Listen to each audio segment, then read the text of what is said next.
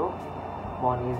Mohon izin Bapak dosen, Bapak Yuni Ari Wibowo, STMT, selaku dosen termodinamika. Mohon izin perkenalkan diri, nama saya Agil Pramudia Purnomo, NIT 207080068. Saya berasal dari Prodi Teknologi Kelautan Madya. Nah, yang pertama, di sini saya akan menjelaskan tentang perubahan energi angin menjadi energi listrik melalui proses termodinamika. Nah, yang pertama saya akan membahas tentang sejarah terciptanya turbin angin sebagai tenaga listrik. Pada awalnya, turbin angin diciptakan untuk mengakomodasi kebutuhan para petani dalam melakukan penggilingan padi atau keperluan irigasi. Belum diketahui secara pasti dari mana asal turbin angin pertama kali. Namun, penggunaan alat ini sebagai tenaga listrik pertama kali berada di Skotlandia pada tahun 1887. Nah, turbin angin digunakan seorang sarjana bernama James Blythe untuk mengisi baterai untuk penerangan rumahnya. Hal inilah yang menjadi jalan pembangunan turbin angin otomatis oleh ilmuwan Amerika yang bernama Charles F. Brush untuk menghasilkan listrik beberapa bulan kemudian. Pengembangan turbin angin terus berkembang. Di tahun 1900, Denmark memiliki sekitar 2.500 kincir angin untuk keperluan penggilingan, pompa, dan pembangkit listrik. Barulah pada tahun 1931, Uni Soviet mengembangkan turbin angin di Yalta yang menjadi jalan bagi terciptanya turbin angin modern. Selanjutnya, apa sih angin itu? Angin itu merupakan udara yang bergerak yang diakibatkan oleh rotasi bumi dan juga karena adanya perbedaan tekanan udara di sekitarnya. Angin bergerak dari tempat bertekanan udara tinggi ke bertekanan udara rendah. Angin juga dapat diartikan sebagai udara yang bergerak yang disebabkan oleh rotasi bumi dan juga karena adanya perbedaan tekanan udara di sekitarnya. Angin bergerak dari tempat bertekanan udara tinggi ke bertekanan udara rendah. Lalu selanjutnya yaitu turbin angin. Apa sih itu turbin angin? Nah, turbin angin merupakan kincir angin yang digunakan untuk membangkitkan tenaga listrik seperti yang sudah dibicarakan tadi tentang sejarah turbin angin, bahwa turbin angin ini pada awalnya dibuat untuk mengakomodasi kebutuhan para petani dalam melakukan kegiatannya.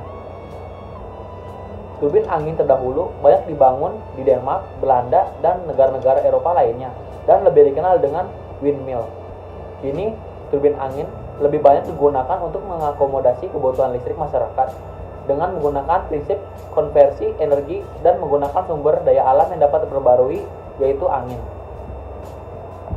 Selanjutnya, yaitu saya akan membahas tentang kelebihan dan kekurangan dari turbin angin itu sendiri. Kelebihan dari turbin angin, yang pertama adalah menggunakan energi yang terbarukan. Dan yang kedua, atau yang terakhir, ramah lingkungan, atau disebut juga dengan tidak menghasilkan emisi gas buang atau polusi terhadap lingkungan. Nah, apa sih kekurangan dari turbin angin? Kekurangan dari turbin angin itu membutuhkan waktu yang sangat lama dalam studi kasus lapangan untuk menetapkan persetujuan pengadaan tempat turbin angin di ladang angin. Yang kedua, membutuhkan lahan yang luas sehingga berpotensi dapat mengganggu ekologi. Yang ketiga, membutuhkan lahan yang telah mendapatkan clearance untuk membangun bangunan relatif tinggi yang berpotensi mengganggu transportasi udara. Yang keempat, yang pasti ini sangat berpengaruh ya, biaya instalasi awal sangat tinggi dan sangat mahal. Lalu selanjutnya adalah kurang dapat diandalkan karena tergantung oleh faktor-faktor alami. Yang selanjutnya yaitu saya akan membahas tentang komponen-komponen dari turbin angin. Yang pertama yaitu bilah kipas. Nah, kebanyakan kincir angin itu, turbin angin itu mempunyai 3 atau 6 bilah kipas. Bilah kipas ini berfungsi untuk menangkap angin dan merubahnya menjadi putaran yang akan diteruskan ke generator. Yang kedua yaitu rotor. Rotor terdiri dari bilah kipas dan penghubung poros. Yang ketiga yaitu sudut bilah kipas. Sudut bilah kipas atau biasa dikenal dengan pitch adalah sudut pengaturan pada bilah-bilah kipas yang diperlukan untuk mengatur kecepatan putar rotor. Yang keempat yaitu rem cakram. Rem cakram merupakan rem yang cakramnya dijepit secara mekanis, listrik atau hidrolik untuk mengurangi kecepatan atau menghentikan rotor. Rem ini digunakan untuk menjaga putaran agar putaran tidak terlalu besar pada saat terdapat angin yang besar. Putaran yang terlalu besar dapat menyebabkan kerusakan pada generator seperti rotor. Yang kelima yaitu poros putaran rendah. Poros putaran rendah adalah poros yang membangun rotor dengan gearbox. Yang keenam yaitu poros putaran tinggi. Poros putaran tinggi atau high speed shaft adalah poros yang memutar generator dengan kecepatan sekitar 1500 rpm untuk kemudian membangkitkan listrik. Komponen ini dilengkapi dengan rem cakram mekanis atau biasa dikenal dengan mechanical disc brake yang digunakan untuk mengatasi kegagalan pengereman aerodinamis atau pada saat turbin sedang diperbaiki. Yang ketujuh yaitu gearbox. Gearbox merupakan komponen untuk pengaturan kecepatan putar turbin. Nah, biasanya gearbox turbin angin menaikkan putaran dari 30 sampai 60 rpm menjadi 1000 sampai 1800 rpm untuk memutar generator listrik. Nah, gearbox biasanya dipakai menggunakan gearbox jenis planetary. Nah, gearbox planetary ini adalah gearbox yang mempunyai roda gigi besar yang dikelilingi oleh gigi-gigi kecil. Yang kedelapan yaitu pengontrol putaran. Pengontrol putaran adalah alat untuk mengontrol putaran poros turbin yang dihubungkan dengan rem cakram secara mekanis, listrik, dan hidrolik. Nah, yang kesembilan anemometer. Anemometer ini berfungsi untuk mengukur kecepatan angin. Sinyal elektronik yang mempresentasikan kecepatan angin dari anemometer diteruskan ke electronic controller yang kemudian mengatur rem dan mengatur sudut bilah-bilah kipas. Kincir angin akan mulai berputar pada kecepatan 5 dan akan dihentikan secara otomatis pada kecepatan angin 25 meter per second. Ini dilakukan untuk melindungi turbin dan lingkungan sekitar. Nah, selanjutnya yaitu adalah tebeng angin. Tebeng angin atau wind fan berfungsi untuk mengikuti arah angin bila turbin angin ringan dan kecil.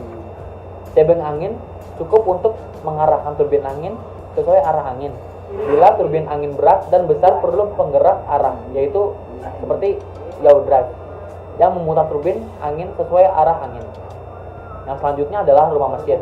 Rumah mesin atau nacelle adalah badan pembungkus untuk melindungi komponen turbin angin seperti gearbox dan generator listrik. Di depan nacelle terdapat kincir angin. Yang ke-12 adalah penggerak arah. Nah, penggerak arah atau bisa dikenal dengan yaw drive yaitu berfungsi untuk memutar turbin ke arah angin untuk desain turbin yang menghadap ke angin. Untuk desain turbin yang mendapat hembusan angin dari belakang, kita memerlukan alat ini. Yang ke-13 yaitu motor penggerak arah. Motor penggerak arah atau yaw motor merupakan motor listrik yang berfungsi untuk menggerakkan arah. Yang ke-14 yaitu menara. Nah, menara ini berfungsi untuk menjaga turbin pada turbin. Nah, selanjutnya yaitu saya akan membahas tentang cara kerja dari turbin angin. Gimana sih sebenarnya cara kerja dari turbin angin itu sendiri? Nah, proses yang pertama yaitu angin bertiup ke arah baling-baling turbin. Lalu, rotor berputar menangkap sebagian energi kinetik dari angin dan memutar poros penggerak pusat yang mendukungnya. Meskipun tepi luar bilah rotor bergerak sangat cepat, namun poros tengah atau poros penggerak yang terhubung dengannya berbelok cukup lambat. Pada turbin besar, motor listrik kecil atau rem hidrolik memutar bilah bolak-balik di bawah kendali elektronik yang presisi. Pada turbin yang kecil, kontur pitch seringkali sepenuhnya mekanis. Namun, banyak turbin yang memiliki rotor tetap dan tidak ada kontrol nada sama sekali. Di dalam nacelle atau badan utama turbin yang berada di atas menara dan di belakang bilah, gearbox mengubah putaran kecepatan rendah dari poros menggerak mungkin sekitar 16 putaran per menit. Gearbox mengubah putaran kecepatan rendah dari poros penggerak menjadi kecepatan tinggi cukup cepat untuk menggerakkan generator secara efisien. Nah, generator tepat di belakang gearbox mengambil energi kinetik dari poros penggerak pemintalan dan mengubahnya menjadi energi listrik. Nah, pada saat bekerja pada kapasitas maksimum, generator turbin 2 MW akan menghasilkan daya 2 juta watt pada sekitar 700 volt. Anemometer atau alat pengukur kecepatan otomatis dan baling-baling angin di bagian belakang nacelle memberikan pengukuran kecepatan dan arah angin. Dengan menggunakan pengukuran ini, seluruh bagian atas turbin atau rotor dan nacelle dapat diputar oleh motor yaw. Dipasang di antara nacelle dan menara sehingga menghadap langsung ke arah angin yang akan datang dan menangkap jumlah energi maksimum. Jika terlalu berangin atau turbulen, rem diterapkan untuk menghentikan rotor agar tidak berputar atau untuk alasan keamanan. Nah, arus listrik yang dihasilkan oleh generator mengalir melalui kabel yang dialirkan melalui bagian dalam menara turbin. Trafo setup mengubah listrik menjadi sekitar 50 kali tegangan lebih tinggi sehingga dapat disalurkan secara efisien ke jaringan listrik atau ke gedung atau komunitas terdekat. Jika listrik mengalir ke jaringan, diubah menjadi tegangan yang lebih tinggi, yaitu sekitar 130.000 volt atau lebih, oleh gardu induk di dekatnya yang melayani banyak turbin. Setelah itu, barulah rumah dapat menikmati energi bersih dan hijau. Sekian penjelasan dari saya tentang perubahan energi angin menjadi energi listrik melalui proses termodinamika. Kurang lebihnya mohon maaf. Wabillahi taufiq walhidayah. Wassalamualaikum warahmatullahi wabarakatuh.